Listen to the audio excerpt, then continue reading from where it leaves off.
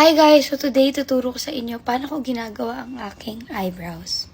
So first na ginagamit ko is etong Strokes Brow Colorist in Lucid White. And then ilalagay ko lang siya sa brows ko like so. As you can see guys, I'm putting a generous amount and binabrush ko siya pataas. I suggest na damihan nyo talaga yung paglagay and make sure na i-coat nyo lahat ng strands ng brows nyo para mag-last siya all day. Anyways guys, ang dami nagsasabi na kamukha ko daw si Wednesday, pero ako, hindi ko talaga makita. And then if basang-basa na talaga yung brows nyo, ginagamit ko tong parang stem ng spoolie na kasama na rin and ginaganyan ko siya. Fina-flat down ko siya guys para mag-stick talaga siya sa skin ko and hindi siya gagalaw all day. So, same process rin sa kabila. So, ganyan na yung itsura niya. And kapag tuyo na siya, ginagamit ko tong Strokes Microblade Pen Perfector in the shade Graphite. Iso-zoom in ko kayo guys so you can see it better. Itong part ng kilay ko, susundan ko lang yan and i-fill in ko lang siya.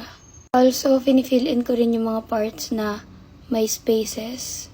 So, nagke-create lang ako ng mga hair strokes dyan and nilalagay ko rin siya dito sa ends para magkaroon siya ng shape. So guys, if walang shape yung kilay nyo, ito yung gawin nyo para magkaroon siya ng shape and i-extend nyo yung ends para mas gumanda siya.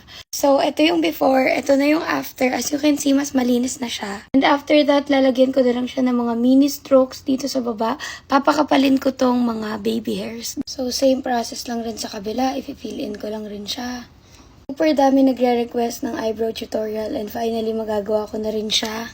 Though dati ko pa talaga siya gustong gawin pero hindi ko pa na-perfect yung eyebrow routine ko. So, ngayon na na-perfect ko na sa sarili ko, mapapakita ko na rin sa inyo.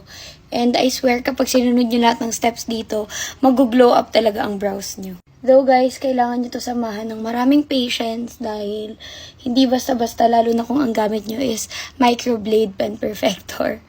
Dahil parang nagdodrawing na rin kayo since you're creating little strokes like that. And if wala kayo masyadong brow hairs, I suggest gumamit muna kayo ng eyebrow pencil before kayo gumamit nito and mag-create ng fake hairs. And after all those steps, ito na ang itsura ng aking brows. And ito na ang itsura ng aking brows with makeup. As you can see, super bagay siya sa face ko. And yeah, thank you for watching! Mwah!